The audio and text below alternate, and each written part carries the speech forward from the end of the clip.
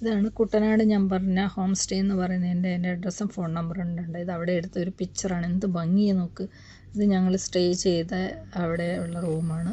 ഇത് ഞാൻ ജസ്റ്റ് ഞങ്ങളൊന്ന് രാവിലെ എണീറ്റിട്ട് ആ ചുറ്റുവട്ടുള്ളൊന്നും പ്രകൃതി ഒന്ന് കാണാൻ വേണ്ടി ഇറങ്ങുന്നുണ്ട്. സൂര്യോദയം കൊണ്ട് എന്ത് രസമെന്നറിയാം കാണാനെന്ന് വെച്ചാൽ. ഇത് ജസ്റ്റ് ആ സൈഡിലുള്ള കുറച്ച് ആ വീടിൻ്റെ താമസിച്ച ആ റിസോർട്ടിൻ്റെ ആ ഫ്രണ്ടിലുള്ള കുറച്ച് സ്ഥലങ്ങളാണ്. പക്ഷെ അതിരാവിലെ അതുവഴി നടക്കുമ്പോഴുള്ളൊരു ഭംഗിയെന്ന് പറയുന്നത് അത് നമ്മൾ കാണാത്ത, നമ്മളെ നാട്ടിൽ കാണാത്ത ചെടികളും കിളികളുടെ സൗണ്ടുകളും ചിത്രശലഭങ്ങളുടെ സൗണ്ടും അങ്ങനെയൊക്കെ ഒരുപാടുണ്ട്. ആ സൂര്യോദയം കാണുന്നതിന് എന്തോ രസമെന്നറിയാവോ. ശരിക്കും പറഞ്ഞാൽ നമ്മുടെ മനസ്സ് ശരിക്കും നിറഞ്ഞു പോവും. ആ ഒരു സ്ഥലമെന്ന് പറയുന്നത് ഈ റിസോർട്ട് ആ വീടിന് ചുറ്റും 4 വശം വെള്ളം. ഈ വീടിൻ്റെ ഈ അകത്തും തന്നെയാണ്. അതിൻ്റെ ആ പറമ്പിലും പല ഭാഗത്തായിട്ട് ചെറിയ ചെറിയ കുളങ്ങൾ, മീൻ വളർത്തുന്നത് അങ്ങനെയെല്ലാം ഉണ്ട്. കണ്ടോ ഇത് രസമെന്നറിയാം. കണ്ടോണ്ട് നിൽക്കാൻ തന്നെ. ഫോട്ടോ എന്ന് പറഞ്ഞാൽ ഫോട്ടോയ്ക്ക് അടിപൊളി സ്ഥലം, നല്ല റിയാലിറ്റി, നമ്മൾ വരച്ചെടുത്ത പിക്ചർ പോലെയുള്ള ഫോട്ടോ. ഇതൊക്കെ അവിടെ മുമ്പ് പശു വളർത്തുന്ന ഉണ്ടായിരുന്നു പഴയ കാലത്ത്. അപ്പോൾ ഈ പശുക്കളൊക്കെ ഇങ്ങനെ ആഹാരം കഴിക്കാനായിട്ട് ഓരോരുത്തർക്കും ഇങ്ങനെ ഇട്ട് കഴിക്കുന്നതാണ്. ഇതിനെക്കുറിച്ചൊക്കെ എക്സ്പ്ലെയിൻ ചെയ്യുന്നുണ്ട് കേട്ടോ, അതിൽ തന്നെ ഉണ്ട്. ഇത് തൈര് ഇതൊക്കെ പണ്ട് കടയുന്ന സാധനങ്ങളാണ്.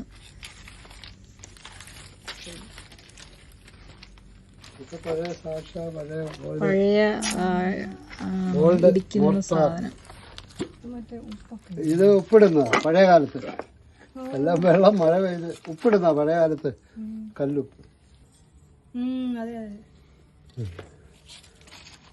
പണ്ടത്തെ പഴയ കാലത്ത് ഇവിടെ ഉണ്ടായിരുന്നത് ഞാനെടുത്ത് സൂക്ഷിച്ചെടുത്തു.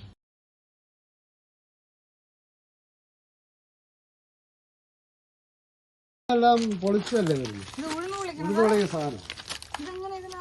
പറഞ്ഞത് ഇതിപ്പോ ഇതിനകത്തൊരു ഇതുണ്ട് കണ്ടോ, ഹോൾ. അതിങ്ങോട്ട് ഇടും. എന്നിട്ട് ഉഴുന്ന് ഇവിടെ വെക്കും. താഴെ പാത്രം കാണും. ഉഴുന്ന് ഇവിടെ വെച്ചിട്ട് ഇങ്ങനെ വെച്ചിട്ട് ഇവിടെ ഒരു കമ്പുണ്ടായിട്ട് ഇങ്ങനെ ആൾക്കാർ ലേബേഴ്സ് കറക്കും. അപ്പോൾ ഉഴുന്ന് ഇങ്ങനെ വേണ്ട ഇതായിട്ട് വരും. ഈ തൂമ്പ് ഇവിടെ ഒരു ഇതുണ്ട്, പൈപ്പ്. അതിനകത്ത് പുറത്തോട്ട് പഴയ സിസ്റ്റമാണ്. പഴയ കാലത്തെ ത്രാസ്. പിന്നെ ആന പൂട്ടുന്ന ത്രാസ് തുറന്നു വരും. ആന പൂട്ടുന്ന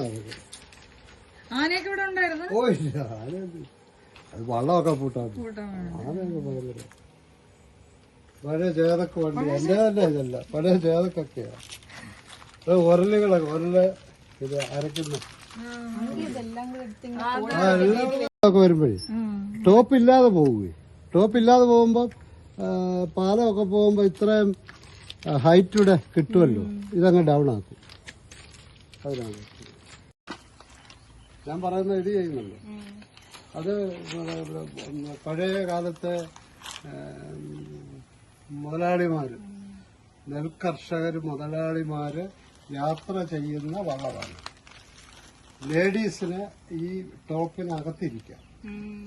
ജെൻസ് ഒരു ക്രൂ ബാക്കിലിരുന്ന് തുഴയും.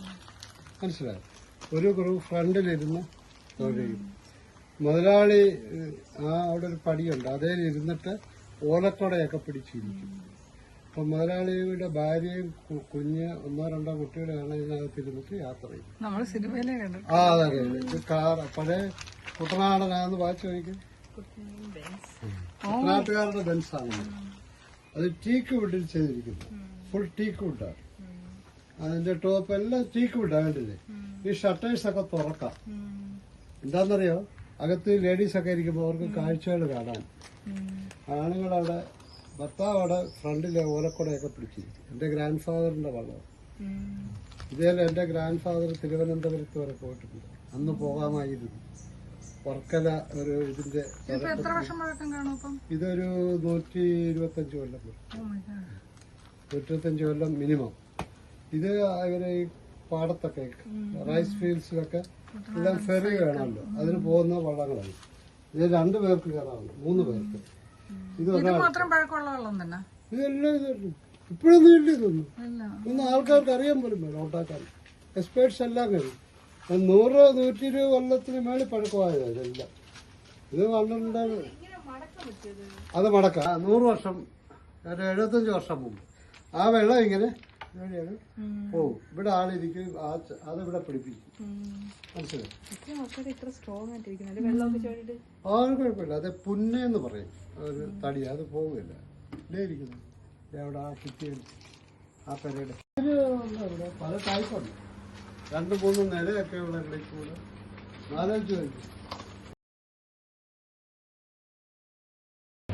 അതാണ്.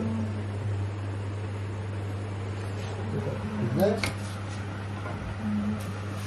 പഴയ കാലത്ത് ഓട്ടുകളൊക്കെ കൊച്ചു പിള്ളേരാരും ഇതൊന്നും കണ്ടിട്ടില്ല. ഉണ്ടോ ഓട്ടുകളൊക്കെ ഉണ്ടോ?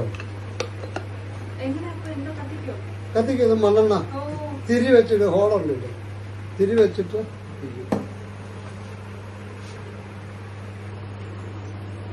പഴയ കാലത്തെ ഇലക്ട്രിക് ഐറ്റങ്ങളൊക്കെ ഉണ്ട്. പിച്ചളയുടെയൊക്കെ സ്വിച്ചുകൾ, പിച്ചളയുടെയൊക്കെ ഉണ്ട്. ഇത് പഴയ കാലത്തുണ്ട്.